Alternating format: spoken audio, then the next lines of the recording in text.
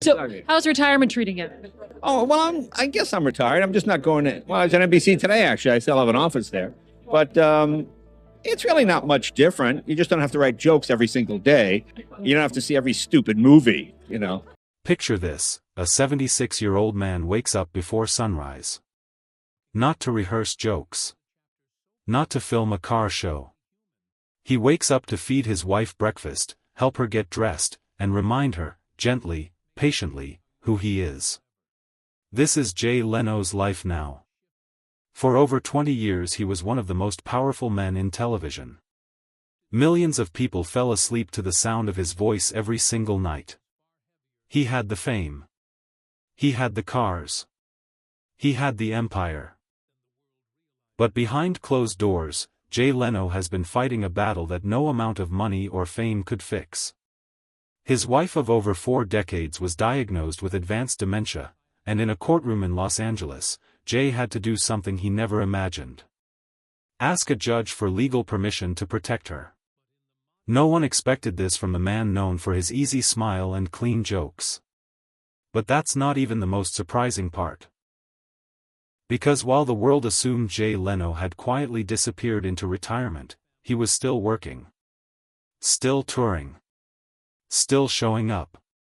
What happened to the king of late night? How did the man who once commanded 7 million viewers a night end up here? And what is he really doing behind the scenes at 76 years old? The answer is more emotional, and more human, than anyone expected.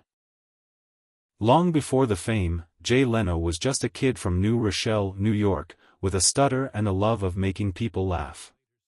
He wasn't the golden boy. Teachers called him a class clown.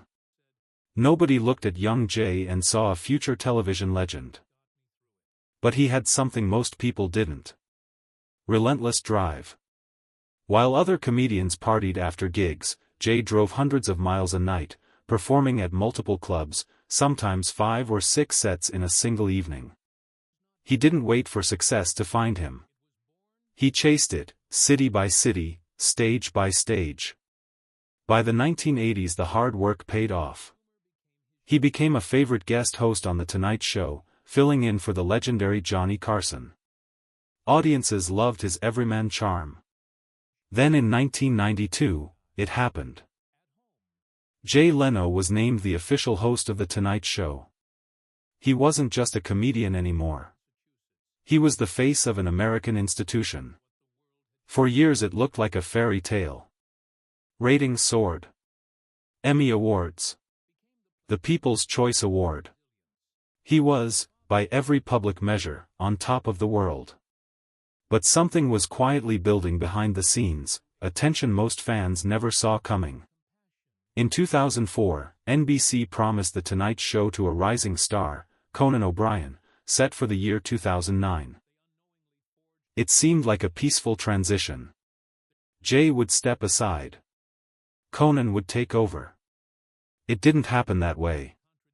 When 2009 arrived, NBC handed Jay a new primetime show instead of letting him walk away completely.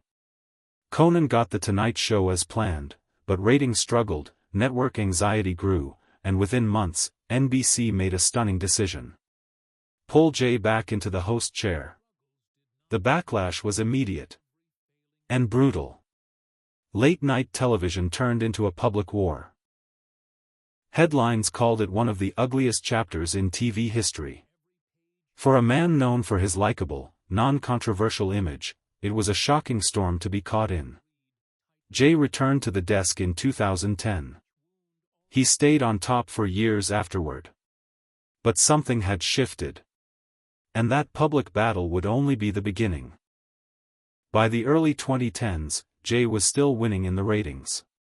But the industry was changing fast, and not in his favor. Streaming was rising. Younger hosts were going viral in ways a monologue never could. NBC started to worry that Jay represented the past, not the future. In 2013 the speculation returned. Would history repeat itself? This time it wasn't a coup. It was a slow, calculated transition. NBC announced Jimmy Fallon would take over in 2014. Jay said all the right things. He smiled for cameras. He wished Jimmy well. But those close to him say the second departure hit differently than people realized. For over 20 years, The Tonight Show wasn't just a job. It was his identity. Walking away from that, a second time, was not something you simply shake off. And just as Jay stepped away from the desk that made him a legend, life delivered another blow. One far more personal. Far more dangerous than any ratings war. In November 2014, only months after leaving the show, Jay was in his garage, his sanctuary, the place he restored classic cars and found peace outside the spotlight. It was here that something went terribly wrong. While working on one of his vehicles, a sudden fire ignited. Jay suffered serious burns to his face and hands. For a man whose livelihood depended on being in front of cameras, a facial injury wasn't just painful. It was terrifying. He kept the severity quiet at first. Fans only saw the aftermath weeks later. He brushed it off publicly with jokes, true to form. But recovery was long. And the pain, physical and emotional, was real. Then, just when it seemed the worst was behind him, it happened again. In 2016, another garage accident. Another fire. More burns. 2 accidents. 2 brushes with real danger. His greatest passion had nearly cost him everything, twice. But Jay didn't stop. If anything, he leaned in harder. He launched Jay Leno's Garage, turning his lifelong hobby into a full television and online series. To the outside world, it looked like reinvention. A second act. But few people knew, an even heavier storm was quietly gathering at home. One that had nothing to do with fame, or ratings, or fire. It was about to hit the person Jay loved most. For over 40 years, Mavis Leno was the steady, private force behind Jay's very public life. She rarely gave interviews. She avoided the spotlight entirely. So when reports surfaced in early 2024 that Jay had filed legal paperwork in a Los Angeles courtroom, fans were stunned. This wasn't a business dispute. This wasn't about a car deal. Jay Leno was asking a judge to grant him conservatorship over his wife's estate. Court documents revealed the reason. Mavis had been diagnosed with advanced dementia. For years, she had been slowly losing her sense of time, place, and memory. A private, painful decline the public knew nothing about. Jay, who had always handled the couple's finances, said he needed legal authority to protect her future, especially if something happened to him first. Fans who had only ever seen Mavis as a quiet, elegant presence beside Jay were shocked.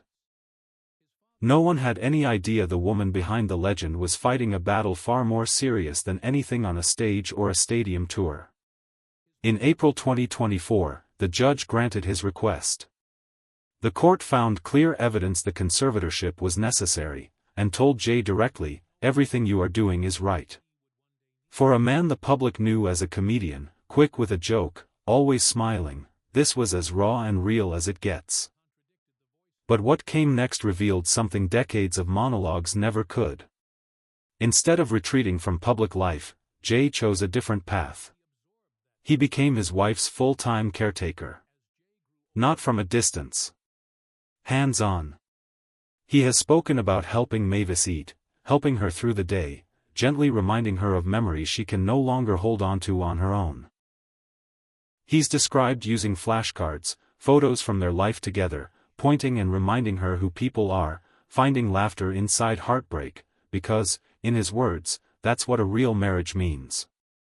He said he's glad he didn't run from it. That showing up every day is simply what love requires. And at the same time, he never stopped working. In 2026, he returned to touring theaters across the country. He kept producing Jay Leno's Garage. He appeared in a campaign promoting a major airport bond sale, sitting behind the wheel of a vintage car for investors. He auctioned off a personal tour of his car collection to raise money for a university scholarship. To some, this relentless schedule looks like resilience. A man refusing to let hardship define him. To others, it raises a quieter question. Is constant work how Jay Leno processes pain? Is staying busy his way of coping with a loss happening right in front of him? One memory at a time. Whatever the answer, one thing became clear to the public in a way it never had before. Behind the jokes, the cars, and decades of fame, Jay Leno is facing the hardest role of his life. Not as a host. As a husband. Today, at 76, his story looks nothing like the one people expected when he first left The Tonight Show. There's no dramatic retirement. No quiet fade into the background. Instead, there's a man splitting his time between stand-up stages, his beloved garage, and his wife's side, carrying two roles at once, without complaint. The late-night wars, the burn accidents, the ratings battles, all of it now feels like a warm-up for the chapter that matters most. A chapter about love, patience, and showing up, even when it's hardest. Jay Leno spent decades making the world laugh. Now, quietly, he's teaching a different kind of lesson, about what it really means to stay. So what do you think about Jay Leno's journey, from late-night king to full-time caretaker? Does this change how you see him? Let us know in the comments. Does fame prepare people for moments like this, or does real character only show up when the cameras are gone? If this story moved you, hit subscribe. We bring you real, in-depth Hollywood stories every week. Turn on notifications so you never miss the next one.